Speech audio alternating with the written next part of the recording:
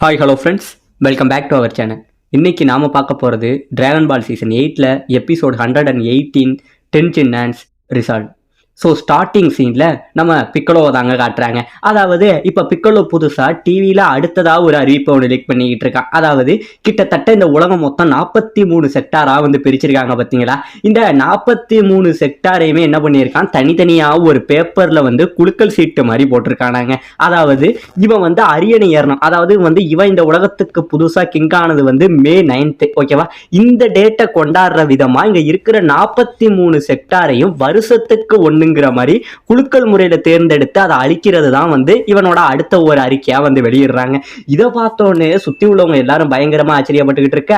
அப்ப மறுபடியும் சொல்றான், நீங்க எதை பத்தியும் கவலைப்பட வேணாம். உங்கள ஒரு சில பேர் 43 வருஷம் வரைக்குமே நீங்க வாழலாம். அப்படியே நான் உங்களை ஒரு இடமா கொன்னா கூட அந்த வலியை கூட நீங்க ஃபீல் பண்ண மாட்டீங்க. ஏன்னா என்னோட அட்டாக்கோட வேகம் ரொம்ப மைன்யூட் செகண்ட்ல முடிஞ்சிடும். நீங்க வலியை ஃபீல் பண்றதுக்குள்ள இறந்துருவீங்க அப்படிங்கிற மாதிரி இவன் சொல்ல, இந்த பக்கம் நம்ம கிங் இருக்காரு பார்த்தீங்களா, அவர் பயங்கரமா கோவப்படுறாரு. ஏன்டா என் மக்களை இவ்வளவு கொடுமைப்படுத்துறங்கிற மாதிரி நம்ம கிங்கு கோவப்பட்டுக்கிட்டு இருக்க.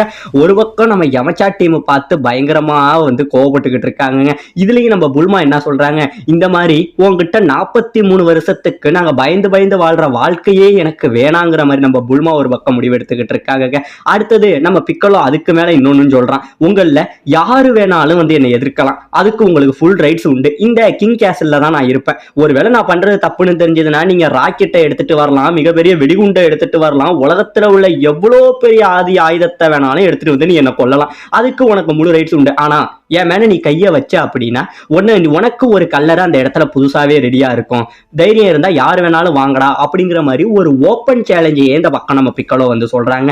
இதோ கேட்டுக்கிட்டு இருந்த சீச்சி என்ன பண்றா, உடனே அவங்க அப்பா ஆக்ஸ்கிங் இருக்காரு பாத்தீங்களா, அவர்கிட்ட போய் எப்பா உங்களால முடியும்பா, நீங்க எப்படியாச்சும் அவனை அழிங்கப்பா அப்படின்னு சொல்ல, இல்லம்மா அவனோட பவர் லெவலுக்கு என்னால வந்து ஜெயிக்கவே முடியாதுன்னு சொல்ல, எப்பா உங்களால முடியாதது என்னப்பா இருக்கு அப்படின்னு சொல்ல, இல்லம்மா அவனோட என்ன நீ கம்பேர் பண்றதே தப்புமா அப்படிங்கிற மாதிரி இவர் சொல்ல, நீங்க எதை பத்தியும் கவலைப்படாதீங்க, எனக்கு அவன் மேல நம்பிக்கை இருக்கு, கோகு கன்ஃபார்ம் இவனை அழிப்பான், இவனை அழிச்சு இந்த உலகத்தை எப்படியாச்சும் காப்பாத்துவாங்கிற மாதிரி சீச்சி நம்ம கோகு மேல ரொம்பவே நம்பிக்கையா தாங்க இருக்கான். இப்ப இந்த பக்கம் கோகு நம்ம பிக்கலோ அழிக்க வந்துகிட்டு இருந்தவன் ரொம்பவே வேகமா வந்துகிட்டு இருக்கு.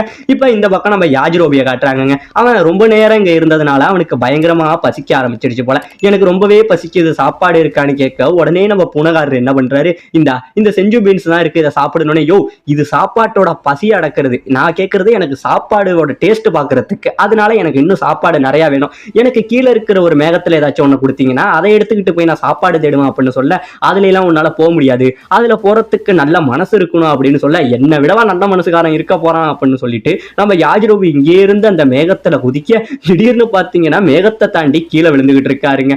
கீழே விழுந்தவர் ரொம்பவே வேகமா விழுந்துகிட்டு இருந்தவர் இப்ப கீழே நம்ம உப்பாவும் அவங்க அப்பாவையும் காட்டுறாங்க. அவங்க ரெண்டு பேரும் மீன் சமைச்சு சாப்பிட்டுக்கிட்டு இருக்க, யாஜிரோபி கரெக்டா அவங்களுக்கு பக்கத்துல வந்து விழுறாருங்க. அவரு விழுந்தோடனே அவங்கள பார்த்தோடனே இந்த பக்கம் நம்ம ஊப்பா இருக்கா பார்த்தீங்களா, அவ உடனே ஓடி போய் யாஜிரோபி கோகுக்கு என்ன ஆனது, கோகுவை பத்தி என்ன விஷயம் அப்படின்னு கேட்க, நம்ம யாஜிரோபி இந்த மாதிரி கோகு வந்து பிக்கலோவை அழிக்க கிளம்பிட்டாங்கிற மாதிரி நடந்த எல்லாத்தையுமே சொல்லிக்கிட்டு இருக்காருங்க. இப்ப இந்த பக்கம் நம்ம பிக்கலோட பேச்சை கேட்டுக்கிட்டு ஒரு பக்கம் டியான் என்ன பண்றான், பயங்கரமான கோபத்துல அவனை தேடி வந்துகிட்டு இருக்காங்க. இப்ப பிக்கலோ என்ன பண்றான், அந்த குலுக்கல் சீட்ல ஃபர்ஸ்ட் எந்த செக்டாரை காலி பண்ணணுங்கிறதுக்காக கையை விட்டு எடுத்துக்கிட்டு இருக்காங்க. சுத்தி உள்ள மக்கள் எல்லாம் நம்ம இது வந்துடக்கூடாது, நம்மளோட ஊர் வந்துடக்கூடாதுன்னு ரொம்பவே பயத்துல இருக்க ஃபர்ஸ்ட் ஒரு சீட்டை எடுக்கிறான். அந்த சீட்டுல பாத்தீங்கன்னா செக்டார் 29 இருக்குங்க. இதை பார்த்தோன்னே பரவாயில்லப்பா, என்னோட அந்த பதவியேற்பு விழாவுக்கு நான் அழிக்க போறது இந்த செக்டார் 29 தான். இங்க உள்ள மக்கள்லாம் நீங்க எங்க வேணாலும் ஓடுங்க, உங்களுக்கு 1 மணி நேரம் டைம் தரேன், அதுக்குள்ள உங்க உயிரை நீங்க எங்க வேணாலும் போய் காப்பாத்திக்கிங்க அப்படிங்கிற மாதிரி சொல்ல, இந்த பக்கம் புல்மாவுக்கு பயங்கரமான பயம். ஏன்னா இந்த செக்டார் 29ங்கிறது வந்து நம்ம புல்மாவோட அம்மா அப்பா இருந்தாங்க பாத்தீங்களா, மெட்ரோ வெஸ்ட், அந்த இடத்தோட நேம் தாங்க இதுல எழுதியிருக்கு. இதை பார்த்தோன்னே நம்ம புல்மாவுக்கு ஒரு பக்கம் பயங்கரமா பயம் வர, இப்ப இந்த பக்கம் புல்மாவோட அம்மா அப்பாவை காட்டுறாங்க. அவங்க என்ன பண்றாங்க, அவன் அந்த பேப்பரை எடுத்தான் பாத்தீங்களா, அதை டிவியில பார்த்துட்டு ஆகாகா இந்த இடத்த தான் அழிக்க போறானாங்கிற மாதிரி பயப்படாம எந்த ஒரு ரியாக்ஷனுமே இல்லாம சாதாரணமா பேசிக்கிட்டு இருக்காங்க. இப்ப இந்த பக்கம் நம்ம புல்மா இருக்கா பாத்தீங்களா, அவ உடனே வாக்கி டாக்கில நம்ம டியான்ட்ட பேச ட்ரை பண்றான். டியான் எப்படியாச்சும் என்ன பண்ணுவே தெரியாது, பிக்கலோ வந்து மெட்ரோ வெஸ்ட்டுக்கு எங்க அம்மா அப்பாவா இருக்கிற இடத்த தான் கொல்ல போயிட்டு இருக்கான், அந்த இடத்த எப்படியாச்சும் அழிக்க விடாத, அவனை எப்படியாச்சும் தடுன்னு சொல்ல, நம்ம டியான் எப்படியாச்சும் நான் அவன் கதையை முடிச்சிருவேங்கிற மாதிரி போயிட்டு இருக்காருங்க. இப்ப இந்த பக்கம் மக்கள் எல்லாரும் பயங்கரமான பீதியில இருக்காங்க. ஏன்னா இவன் மெட்ரோ வெஸ்ட்டுக்கு தான் அடுத்தது போக போறாங்கிறதுனால அங்கிருந்து மக்கள் தப்பிக்கிறதுக்காக எங்கெங்கயோ ஓடுறாங்க, ஒடியாடுறாங்க, அப்படிலாம் போயிட்டு இருக்காங்க. ஒரு மிகப்பெரிய ஆக்சிடென்ட் நடக்குது. எதுக்கு காரும் மோதிக்கிட்டு மிகப்பெரிய கார் ஆக்சிடென்ட் நடக்குது. ஒரு பயங்கரமான டிராபிக் எல்லாம் ஏற்படுதுங்க. இந்த அளவுக்கு ஏன்னா இந்த மக்கள் பீதியில இருக்கனால ஒரு சரியான போக்குவரத்து கூட இல்லாம எல்லாரும் என்ன பண்றதுன்னு தெரியாம முழிச்சு போயிட்டு இருக்காங்க. இப்படி போயிட்டு இருக்க இந்த பக்கம் நம்ம புல்மாவோட அம்மா இருக்காங்க. அவங்க இந்த இடத்த விட்டு கிளம்புறதுக்கு வழியை பார்ப்பாங்கன்னு பாத்தீங்கன்னா அவங்க காணா போனவங்களோட பூனையை தேடிட்டு இருக்காங்க. ஒரு வழியா பூனையை தேடி கண்டுபிடிச்சிட்டு நம்ம 2 பேருமே ஒன்னா போகணும் அவங்க அம்மா சொல்ல. உடனே இதை கேட்ட அவங்க அப்பா காரு, ஏமா உலகமே அழிய போகுது, இப்பதான் இந்த பூனையை தேடணுமா அப்படிங்கிற மாதிரி சொல்லிட்டு உடனே அவர் என்ன சொல்றாரு, எப்பா சாரிமா நான் செடிக்கு தண்ணி ஊத்த மறந்துட்டேன் அப்படின்னு சொல்ல, எங்க செடியெல்லாம் பாவங்க, அதுக்கு போய் முதல்ல தண்ணி ஊத்துங்கிற மாதிரி அவங்களும் கூட பேச, இங்க உலக அழிய போற ஆபத்துல இருந்தாலுமே இவங்க அதை பத்தி கவலைப்படாம அவங்களோட ரொட்டீன் ஒர்க்கை தாங்க பார்த்துக்கிட்டு இருக்காங்க. இப்ப இந்த பக்கம் டிவியில மெட்ரோ வெஸ்டோட நிலைமை எப்படி இருக்கு, அங்க எந்த அளவுக்கு பிரச்சனை போய்கிட்டு இருக்குங்கிறத காட்டிக்கிட்டு இருக்க. இதை நம்ம புல்மா பார்த்துட்டு அவங்களுக்கு மேலுமே பயங்கரமான பயமா இருக்குங்க. இப்படியே இவங்க பயந்துகிட்டு இருக்க திடீர்னு அவங்க வீட்டுக்குள்ள ஏதோ சத்தம் கேட்டுட்டு கதவை உடைச்சுக்கிட்டு ஒரு 3 குற்றவாளிகள் அங்க இருந்து வரானுங்க. வந்தவங்க நீங்க யாரா அப்படின்னு கேட்க, நாங்க ஜெயில் பிரேக்கர்ஸ்.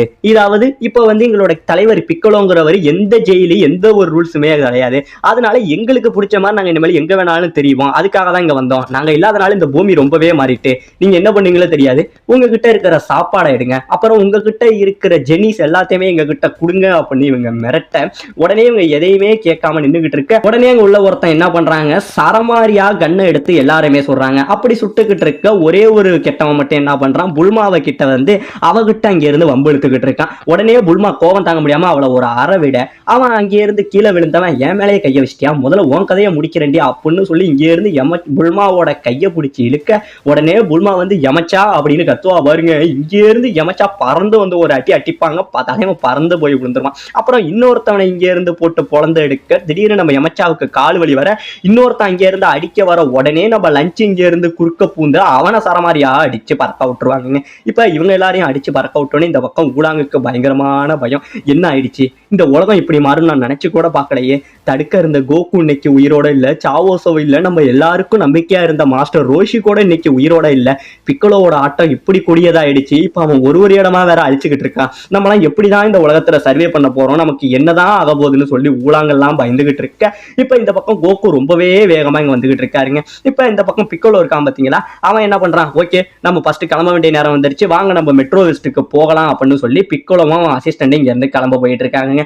இன்னொரு பக்கம் டியானு எப்படியோ ஒரு வழியா கிங் கேசலை நோக்கி நெருங்கி வந்துகிட்டு இருக்கான். இப்ப பிக்கலோ போகிறதுக்காக என்ன பண்றான், அவனோட ஜெட்டை எடுத்துட்டு வெளியில கிளம்ப, அந்த டைம்ல கரெக்டா நம்ம டியானு இங்கே இருந்து மேல பறந்து போக நம்ம பிக்கலோ அவனை பாத்திரவும் செய்யறாருங்க. இவன் யாரா புதுசா இருக்காங்கிற மாதிரி நம்ம பார்க்க, மேல போன டியானு நம்ம பிக்கலோவுக்கு சவால் விடுறான். ஏ பிக்கலோ, நீ யாரா வேணாலும் இருந்துட்டு போ, உன்னை நான் மெட்ரோ வெஸ்ட்டுக்கு போக விட மாட்டேன், நீ ஒரு சரியான ஆளா இருந்தா ஏன் கூட சண்டை போடு அப்படின்னு சொல்ல, உடனே நம்ம பிக்கலோ என்ன பண்றான், பரவாயில்ல இந்த மாதிரி சின்ன சின்ன பூச்சிகள் என் வழியில போறது சகஜம்தான், இவனை மாதிரி ஆட்களை நம்ம அடிச்சு உதைச்சாதான் இதுக்கப்புறம் வர வேண்டியவன் எவனும் நம்ம வழியில வரமாட்டான், இவனை எப்படி கொல்ல போறேன் தெரியுமா, இவனை கண்டந்துண்டமா அடிச்சு அவன் உடம்பு எல்லாத்தையும் கிழிச்சு அதை இங்க உள்ள மீடியாவுக்கு முன்னாடி கேமரால காமிச்சா இதுக்கப்புறம் வர எவனுமே நம்மள தொட தாங்குவான், நான் கொஞ்ச நேரம் இவன் கூட விளையாண்டுகிட்டு வரேன் அப்படின்னு சொல்லி நம்ம பிக்கலோ என்ன பண்றான், இப்ப மேலே இருந்து கீழே இறங்குறாங்க.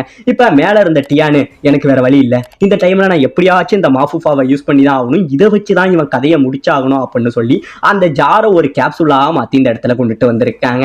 இப்ப இந்த பக்கம் டியானு மேலே இருந்து கீழே வர, அதை பார்த்த நம்ம பிக்கலோ சொல்றான், பரவாயில்லையே உனக்கும் நிறைய திறமைகள்லாம் இருக்கு, சும்மா கூட உன்னை விட்டுருவன், நீ சாதாரண ஆளா இருந்தா, ஆனா உனக்கும் மார்ஷல் ஆர்ட்ஸ் எல்லாம் தெரிஞ்சிருக்கு, அதனால உன்ன மாதிரி ஆட்களை எனக்கு கண்டாலே பிடிக்காது, உன்னை எப்படி நான் கொன்னே விடுவேன் அப்படிங்கிற மாதிரி நம்ம பிக்கலோ பேச, நம்ம டியான் என்ன பண்றான், வேற வழி இல்ல, இவனை நான் கொல்லணும்னா இவன் கிட்டக்க நான் நெருங்கணும், அப்பதான் என்னால இந்த மாஃபுவாவை யூஸ் பண்ண முடியும்னு பேச்சு வாக்கில் கொஞ்சம் கொஞ்சமா டியான் அவன் பக்கத்துல நெருங்கிக்கிட்டு தாங்க இருக்கான். நம்ம பிக்கலோ சொல்றாரு, இவனோட புது அரசன்ட்ட நீ எப்படி நடந்துக்கணும்னு கூடங்கிற உனக்கு ஒரு இது தெரியல, பரவாயில்ல இது உன் தப்பு கிடையாது, ஏன்னா என்னை இது வரைக்கும் எதிர்த்து நின்று யாரையும் நான் உயிரோட விட்டது கிடையாது, இது இந்த சண்டைக்கு அப்புறம் நீ என்கிட்ட எப்படி நடத்துங்கிறதையும் புரிஞ்சுப்ப அப்படிங்கிற மாதிரி சொல்ல, நம்ம டியான் சொல்றான், நீ புது அரசனா, நீ யாராலட அங்கீகரிக்கப்பட்ட, நீ யாரு எவங்கிறதே எனக்கு தெரியாது, என்னை பொறுத்த வரைக்கும் நீ சாதாரண ஒரு ஆள்னு பேசிக்கிட்டே கொஞ்சம் கொஞ்சமா நெருங்கிக்கிட்டு இருக்க. உடனே நம்ம பிக்கலோ என்ன சொல்றான், உன்ன மாதிரி ஆளுகிட்ட இல்லைன்னா நேருக்கு நேர் சண்டை போடணுங்கிற அவசியம் இல்லை, நீ என்னோட ஒரு சாதாரண ஆளுகிட்ட போது அதுக்கப்புறம் நீ என்கிட்ட வாடா அப்படிங்கிற மாதிரி சொல்லி நம்ம பிக்கலோ அவன் வாயிலிருந்து ஒரு மிகப்பெரிய முட்டையை கக்குறாங்க. அந்த முட்டையை வெளியில போட அதை உடைச்சுக்கிட்டு ஒரு புதுசா ஒரு மிருகம் பொறிஞ்சு வெளியில வெளியில வருது. இந்த மிருகத்துக்கு இவன் ட்ரம்னு ஒரு பேரும் வைக்கிறான். இந்த மிருகத்தை பார்த்தோன்னே ஒரு பக்கம் நம்ம டியானுக்கு பயங்கரமா அதிர்ச்சியாக அவனு சொல்றான், பரவாயில்ல என்னோட முழு பலத்தை நான் ஃபர்ஸ்ட் இதுகிட்ட காட்டணும் போல அவன் யோசிச்சுக்கிட்டு இருக்க. இன்னொரு பக்கம் கோகு அப்படியே காத்த கிழிச்சுக்கிட்டு வேகமா, பிக்கலோ உன்னை நான் விடவே மாட்டேன்டா, உன்னை கொல்றதுக்காக நான் வந்துகிட்டே இருக்கேங்கிற மாதிரி கோகு ரொம்பவே வேகமா வந்துகிட்டு இருக்க. இதோட இந்த இடத்துல இந்த எபிசோட முடிக்கவும் செய்யறாங்க.